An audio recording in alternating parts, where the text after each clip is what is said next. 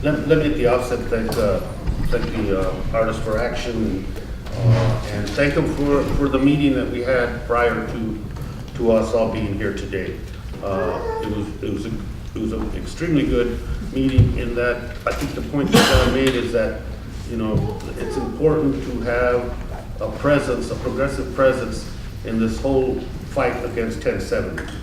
And I think, you know, if we remember history, artists have always been at the forefront of change.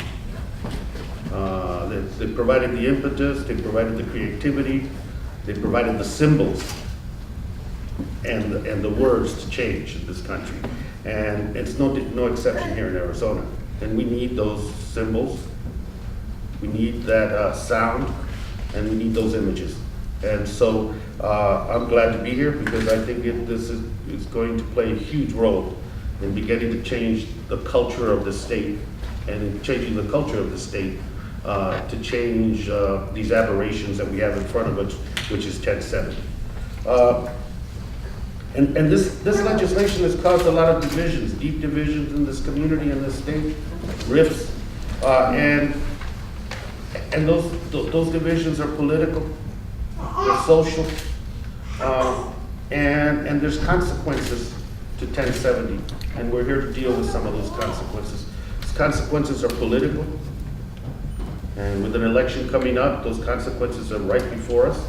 They're legal. The intervention on the part of 5 groups to stick an injunction, plus the U.S. Justice Department, that's the legal consequence. And now let's talk a little bit about the economic consequence, which is why I'm here, not only to add my endorsement to what Artists for Action are doing, but to talk about the boycott.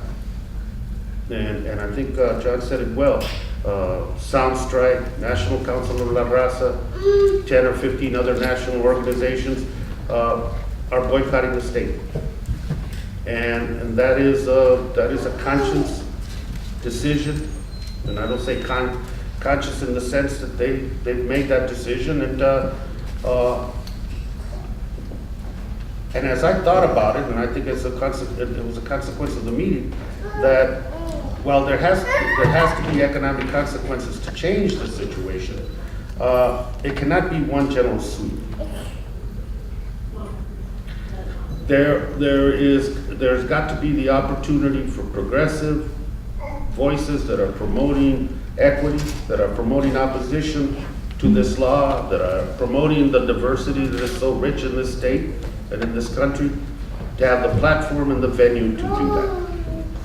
And I think that Artists for Action provides that platform, and I think somebody said the word bridge, so that artists from across this country can have an opportunity to come and participate with us in changing the fundamental course of this state through voter registration, through education, and through motivation.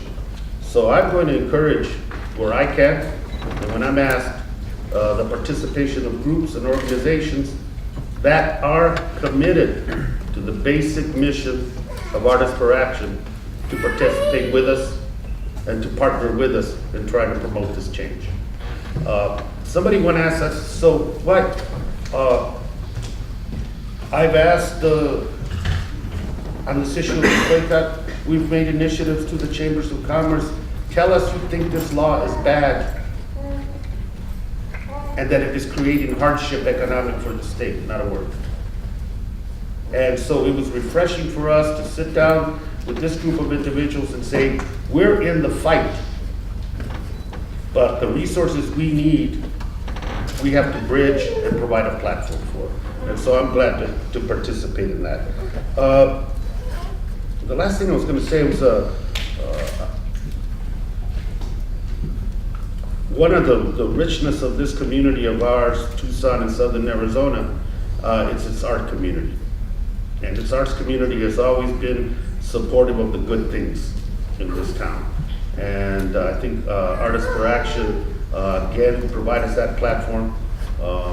And it is a good opportunity for us to carve out a buffer zone where progressive, alternative, right-minded voices and artists can feel comfortable coming into our venue, participating with us, and quite frankly, helping us. So I'm glad to be here, glad to participate, and glad to support and encourage Artists for Action. Thank you very much. Thank you, Congressman.